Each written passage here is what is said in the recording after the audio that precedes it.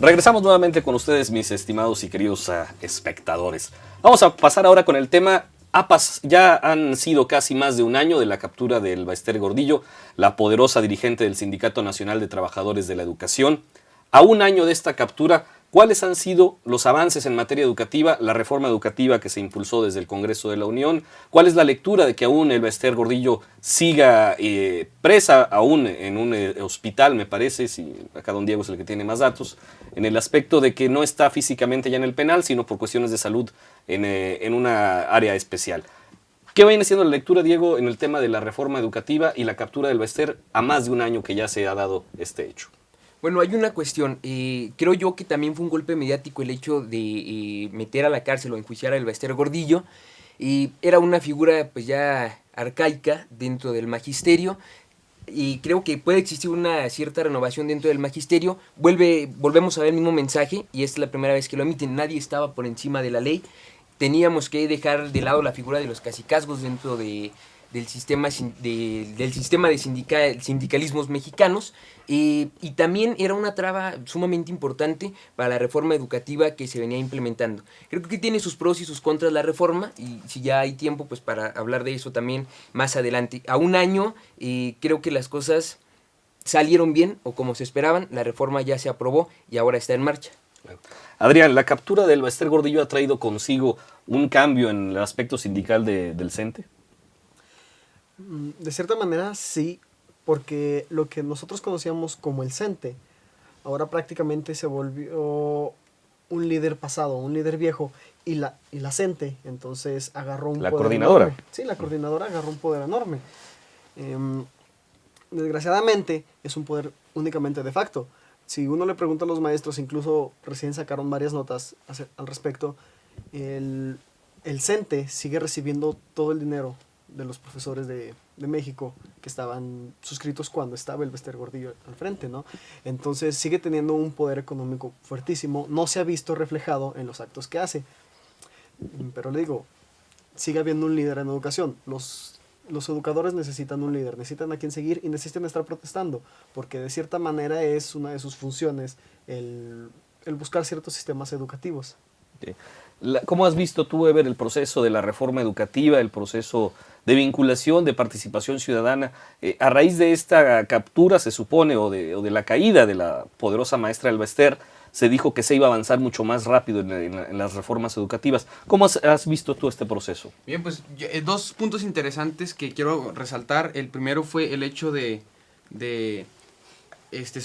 atrapar a esta líder sindical, Elba Ester. Pues veíamos como era el principal obstáculo para que esta reforma pudiera ponerse en marcha. Y por otro lado, el hecho de tener un secretario de Educación, el actual que se encuentra ahorita, pues sobre todo un liderazgo asume, ¿no? Porque tengo entendido que él es abogado, entonces tratar de meter y sobre todo imponer la ley para que esta reforma pueda llevarse a cabo. Yo creo que es una reforma interesante y sobre todo pues que está a la altura de sobre todo de la educación en México, y que se vaya a poner en marcha para estar al nivel de la educación latinoamericana y mantenerse, o por qué no, seguir aumentando ese nivel educativo que requiere México.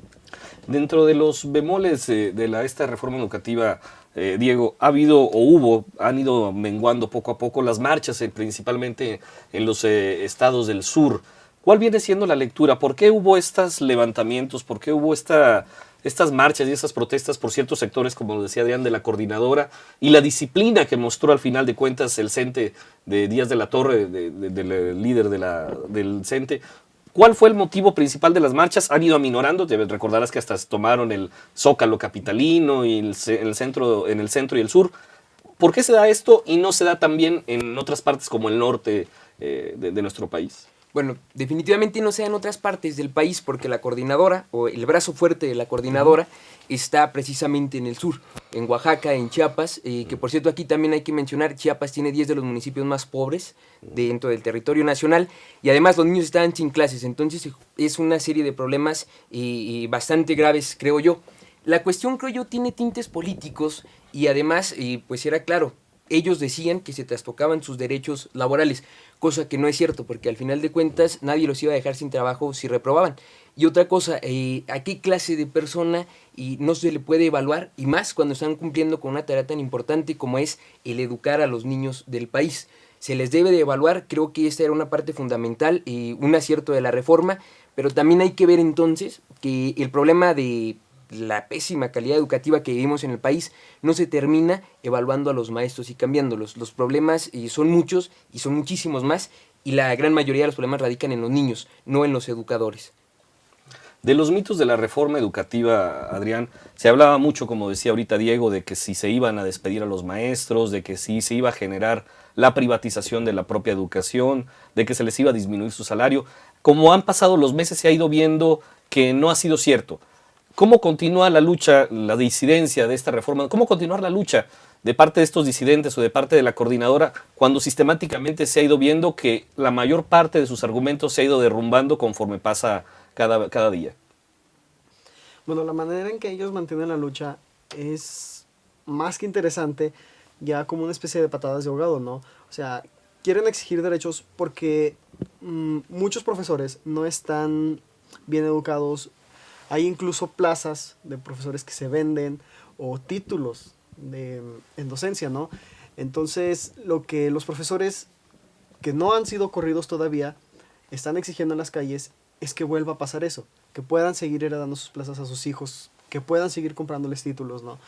Y es una pelea que tienen en las calles ya muy débil porque, pues insisto, estoy de acuerdo con lo que dice mi amigo Diego. Los niños eran los que tenían los mayores problemas. Entonces los padres de familia les exigen a sus profesores, regresen. Y aunque los profesores digan, oye, es que yo no quiero regresar hasta que mis cuestiones laborales y bla, bla, bla, bla, el profesor tiene que regresar. Estas marchas, si bien siguen durando mucho, ya tienen poquitísima gente. Y cada vez van a ir mermando más y al final no van a lograr nada. Ever, para complementar, ¿qué debe de suceder ahora? Ya tenemos la reforma. ¿Qué tú esperas que vaya sucediendo con estas nuevos lineamientos, las nuevas formas de ir incorporando al sector educativo, maestros, profesores, la calidad educativa? ¿Qué debe de suceder ahora? ¿Cuál es el procedimiento que debe de continuar una vez que, como dice Diego, como dice Adrián, las marchas, las protestas han ido bajando? ¿Qué debemos esperar como ciudadanos, como padres de familia, los que lo somos, de esta reforma educativa? Bien, pues yo creo que vamos a ver un cambio, una transformación sin duda no rápida, pero sí lenta y segura.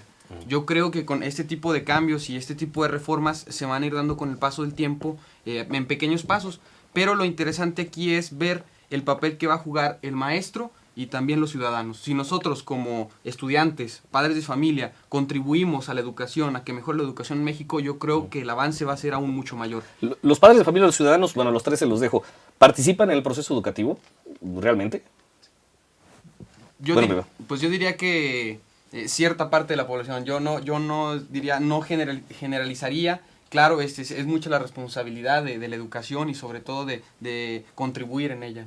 ¿Participan los ciudadanos o los padres de familia en la educación? En definitiva, yo creo que no se inmiscuyen en la medida que debería ser para que eleváramos la calidad educativa. Adrián. Yo creo que sí participan, pero nada más en ciertos sectores de la población, donde se crean las juntas de padres, las comisiones, etcétera, etcétera, ¿no? Que es algo muy positivo y que se debe de dar. Lamentablemente no tenemos esa conciencia y pensamos que las escuelas primarias son como guarderías.